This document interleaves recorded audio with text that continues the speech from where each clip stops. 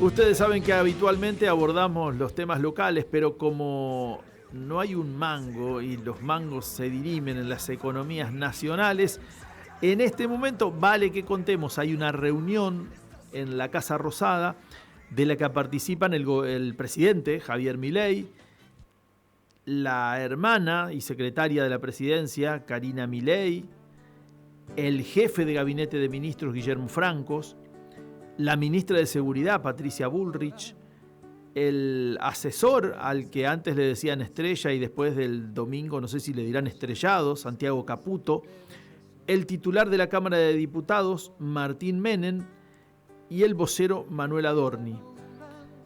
Bueno, Milei dijo que después de las elecciones o de los resultados electorales iba a conformar esta mesa política. Lo cierto es que para el diálogo político convocó a los que dialogan políticamente con él todos los días.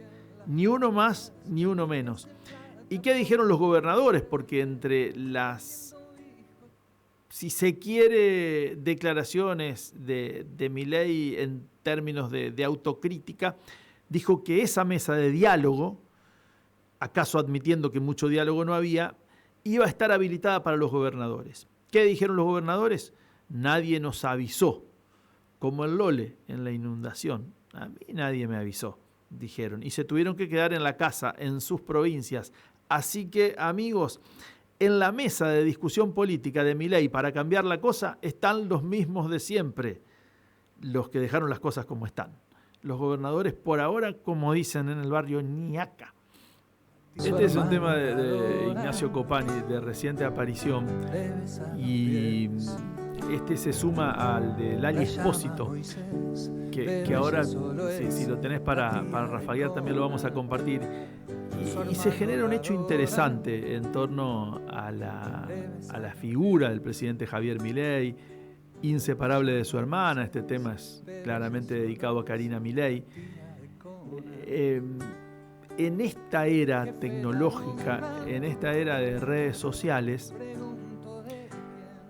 a veces se puede disimular una decisión política que vaya en perjuicio de los intereses de las mayorías. De hecho, el gobierno no ha tenido decisiones políticas que no vayan en detrimento de las mayorías, de los sectores condenados, postergados, de los más débiles. Pero fíjense ustedes que hasta el domingo lo venía pagando muy poco. Ahora, en el juego de las redes sociales, a veces es mucho peor que te caricaturicen, que te ridiculicen, que lo que puedas hacer como gobierno. Ustedes dirán, sí, pero la economía termina por imponerse. Sí, es verdad, pero hay un código que se maneja desde las redes sociales en el que cuando te empiezan a ridiculizar, a convertir en un meme, ya no tenés vuelta atrás. Ya nadie te toma más en serio. En la década del 60 del siglo pasado, se decía que, por ejemplo, el gobierno de Arturo Illia había empezado a caer en su popularidad, amén de la proscripción del peronismo, de la ley de medicamentos, de todo lo que la historia conoce bien, muy bien, porque en una revista de época, yo no sé si no era La Tía Vicenta, lo habían caricaturizado como una tortuga. Y entonces les empezaron a decir tortuga porque lo acusaban de tomar decisiones lentas, y ya pasó a valer mucho menos. Era una revista de humor político que aparecía una vez cada tanto y que tenía la posibilidad de nacionalizarse, que tenían las cosas en aquel entonces, en los que había 2 o 3 canales de televisión en Buenos Aires y uno por provincia con suerte, en el que la imagen era en blanco y negro, en que las radios no tenían la posibilidad de nacionalizarse tampoco. En ese contexto decían que lo habían dañado. Cuando a Carlos Menem, ya en la década del 90 y con otras herramientas de la tecnología, lo empezaron a ridiculizar con un gato en la cabeza, como hacía la revista Humor, porque se había hecho un entretejido en el pelo, empezó a valer menos. Y es cierto que esto no tapa los hechos de corrupción, no tapa las malas decisiones políticas, no tapa bajo ningún punto de vista lo que uno sufre en el bolsillo cuando hay este tipo de gobiernos. Pero en el terreno donde el gobierno mejor se había movido, ahora también zozobra. Es en esto de las redes sociales. Nosotros siempre supimos que con la agresividad de la mayoría de anónimos y algunos pocos vándalos conocidos como pueden ser el Gordo Dan o el Presto, no se gobierna, que en todo caso eso puede alcanzar para generar algún impacto en determinados sectores y durante un determinado tiempo, porque si algo tienen las redes sociales es esto de lo efímero que nosotros siempre discutimos. Ahora, cuando te convierten en un meme, además uno entiende que a las redes sociales las manejan los sectores que más acompañaron al presidente, porque es un territorio básicamente de jóvenes. Algunas redes se van envejeciendo y los jóvenes las abandonan y van quedando para determinados targets. Cuando te empiezan a picar el boleto desde las redes sociales y te convierten en un meme, como decíamos, te daña muchísimo.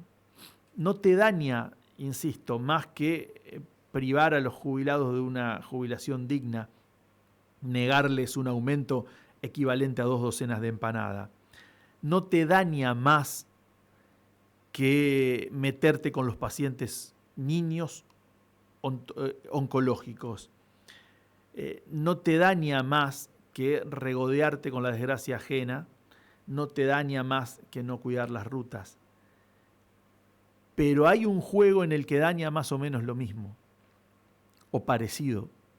Y en ese juego, en donde el gobierno se capitalizaba de una manera que tenía azorada y atontada a la oposición y dormida y sin saber cómo reaccionar, el gobierno también empieza a perder.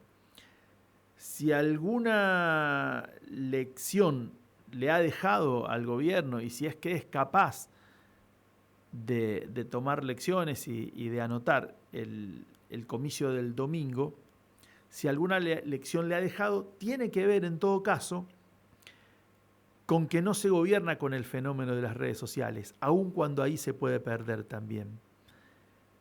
Porque independientemente de que ganó Axel Kicillof, independientemente de que el gobierno sufrió en carne propia cómo el pueblo argentino le expresó el descontento y le fijó un límite, le dijo hasta dónde está dispuesto a llegar con esta idea del ajuste, que mucha gente bancó y por qué no decirlo sigue bancando todavía. Independientemente de todo esto, lo que ganó fuertemente ayer es otra vez la política con todas las letras.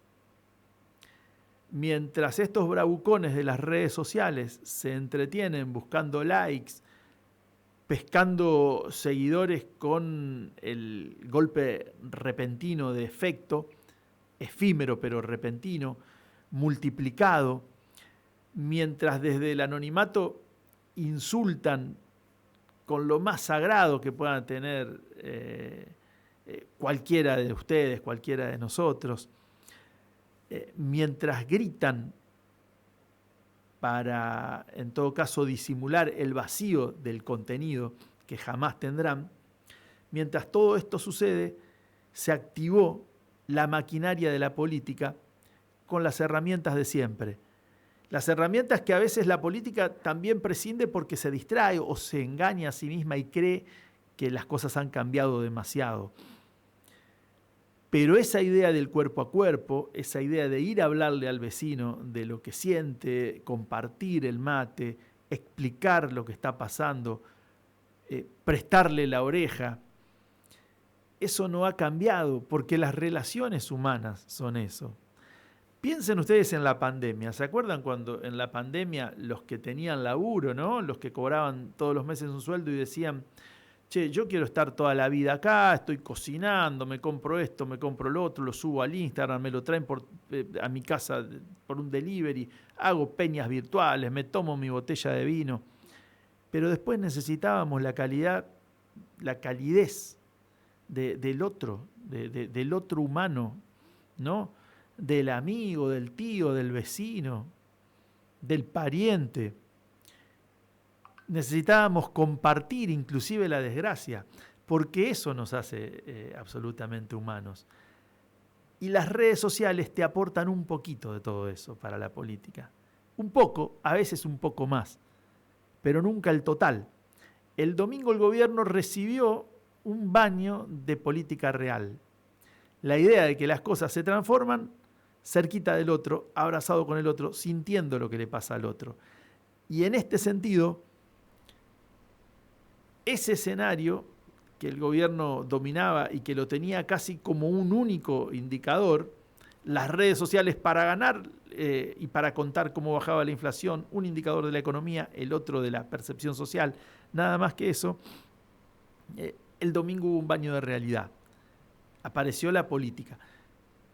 Y es con la política que por ahora no se ha inventado otra cosa, se logran las transformaciones. Desde lo cultural, los Copani que empujan, las Lali que empujan, desde las redes, los memes que descalifican. En la realidad efectiva, vuelvo a decir, como decía un criollo, es cara a cara. Y de eso no hay marcha atrás. Por lo menos parece que para este gobierno ya no hay marcha atrás.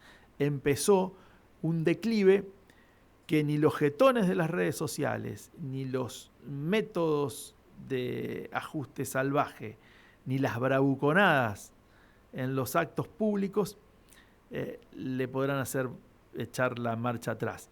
Porque da la sensación que ese pueblo, que cuando se acuerda o se lo recuerda necesita abrazarse, empieza a picarle el boleto.